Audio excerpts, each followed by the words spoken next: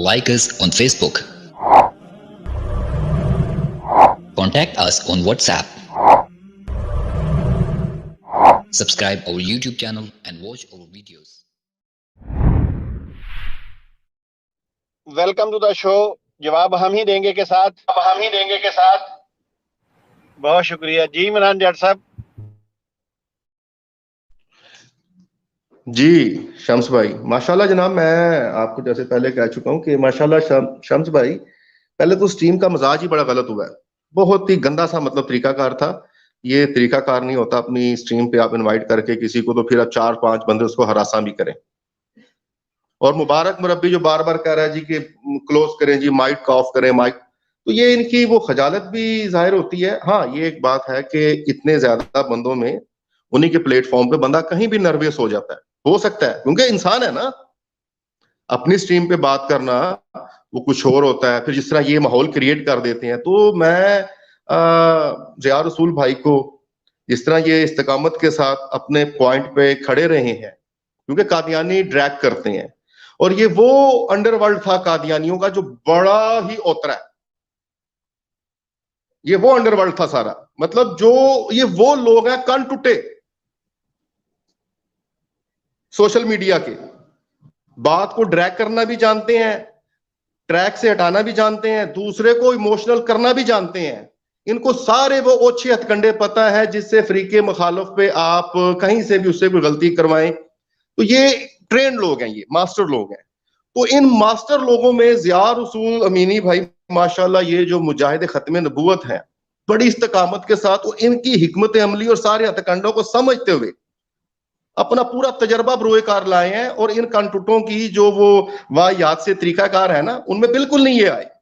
और मैं कह रहा हूं कि ये इनकी डिबेट का माशाल्लाह नुक्ता भी बहुत खूब है। और दूसरे भाई जो डिबेटर बनना चाहते हैं, बात करना चाहते हैं, इनकी डिबेट सुने ताकि उनको पॉइंट पे जम के बात करना भी समझ आए कि कैसे आपको 4-4 लोग ड्रैग करेंगे और आपने ड्रैग नहीं होना। तो ज़िया रसूल अमीनी भाई, मैं तो माशाल्लाह आपको यही कहूंगा, कल आपने पूरे सूअरों के झुंड का शिकार किया और वो भी एक एक को नेजे के साथ। क्या बात, क्या बात। नेजा पकड़ के बैठते रहे, वो आप भी टकरे मारते रहे आके। जनाब किसी दूसरे भाई से भी करे, मैं तो हाँ एक दूसरी बात, ज़िया भाई, वो मैं क्लिप दे शुरू च सुनिया साहब ते बड़ा ना जोर पे आया सी कि भी साहब साहब कोई साहब कह रहा है, कहो ना कहो। तो मेरे ख्याल में शम्स भाई, बंदा कभी गुस्से च भी किसी ਨੂੰ साहब कह छड़दा है। हाँ भी साहब तेरा नौकरी का मूड नहीं लग रहा, कल कूड़ा क्यों नहीं चुकिया भाई?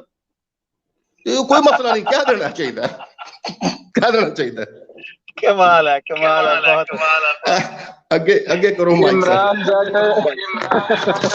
कमाल कर देते तुसी, कमाल कर देते नहीं मुंडे पसंद हो जाते हैं ना साहब क्या छड़िया। देखो जट अपना जट साहब एक मैं गल और करदा, वो भावें 10 वारी कहना उस लानती नूह अलैहिस्सलाम, ते सानू भी पता है उन्हां दे कहण नाल कुछ नहीं हो जाना। जिवें लानत तुसी पाओ ना, लानत पाओ ना, ये ना भी लैवो ना ते वो मुस्तहिक तिकर पहुंच जाती है। इसे तरह तुसी भावें ना लैके डॉज करो ना, फलाने वाल जाई फलाने वाल जाई, उन्हें नहीं जाना। वो अपना टारगेट लभ लेगी। ठीक है। मैं तो समझिया सी कि शम्स भाई सिर्फ मिर्जा कादियानी ਨੂੰ ਜ਼ਲੀਲ ਕਰਦੇ ਨੇ, ਅੱਜ ਪਤਾ ਲੱਗਾ ਹੈ ਤੇ ਡਾਕਟਰ ਯਹੀਆ ਨੇ ਵੀ ਜ਼ਲੀਲ ਕਰਨਾ ਸ਼ੁਰੂ ਕੀਤਾ ਹੈ। ਇਹ ਕੋਈ ਅੰਦਰ ਦੀ ਗੱਲ ਹੈ ਜਨਾਬ, क्यों इमरान भाई? और डॉक्टर याहिया बेसिकली अपना ही बंदा है, शम्स भाई दा कजन है। इन्हां भरावां दोवां कजनां ने रल के गेम पाई है कादियानियां नाल। तुहानू नहीं पता साडे वालों ही खेड रहा हो, वरना इन्नी ओ गल उन्हें कीती है जिहड़ी ओए उन्हें ओ गल कीती है जिहड़ी 125 साल च किसी ने नहीं कीती। ਉਹਨੂੰ ਆਪਣੇ ਕਜ਼ਨ ਦਾ ਅਹਿਸਾਸ ਹੋਇਆ ਤਾਂ ਉਹਨੇ ਆ ਕੇ ਗੱਲ ਕੀਤੀ ਹੈ ਨਾ। ਬਾਬਾ ਆਖਿਰ ਖੂਨ ਵੀ ਤੇ ਮਤਲਬ ਫਿਰ ਕੋਈ ਮਤਲਬ ਰਿਸ਼ਤੇਦਾਰੀਆਂ ਵੀ ਤੇ ਹੁੰਦੀਆਂ ਨਾ, ਮੂੰਹ ਮਾਰ ਜਾਂਦਾ। ਉਹ ਮੇਰਾ ਵੀਰ ਗਜ਼ਵਾ ਬਦਰ ਚ ਜਦੋਂ ਕਾਫਰ ਵੀ ਆਏ ਸੀ ਨਾ ਲੜਨ, ਜਦੋਂ ਕਾਫਰ ਵੀ ਲੜਨ ਆਏ ਸੀ ਤੇ ਵਿੱਚੋਂ ਕਈ ਕਾਫਰਾਂ ਬੋਲਿਆ ਯਾਰ ਰਹਿਣ ਦੇ, ਉਹ ਕੀ ਲੜਨਾ ਹੈ, ਤੇ ਦੂਜੇ ਪਾਸੇ ਸਾਡੇ ਰਿਸ਼ਤੇਦਾਰ ਹੀ ਨਾ। ਤੇ ਇਹ ਫਿਰ ਆ ਜਾਂਦੀ ਹੈ ਦਿਲ ਚ ਕੁਛ। ਤੇ ਮੈਂ ਤੁਹਾਨੂੰ ਦੋਵੇਂ ਕਜ਼ਨਾਂ ਨੂੰ ਸਲਾਮ ਕਰਦਾ ਜੀ। शम्स भाई जिवें तुसीं कादियानियत दा ताकब कर रहे हो, उन्हां दे विच रह के डॉक्टर याहिया ओ जनाब साडा काम हकीम डॉक्टर याहिया मिर्ज़ाइयां नूं भड़का के मारिया ना, बड़ा मजा आया। ਤੇ ਅੱਜ ਇਹ ਸ਼ਮਸ ਭਾਈ ਦੀ ਅੱਜ ਪਤਾ ਲੱਗਾ ਹੈ ਕਿ ਕਾਦੀਆਨੀ ਦੇ ਅੰਦਰ ਇੰਟੈਲੀਜੈਂਸ ਜਿਹੜਾ ਹੈ ਨਾ ਉਹ ਡਾਕਟਰ ਯਹੀ ਹੈ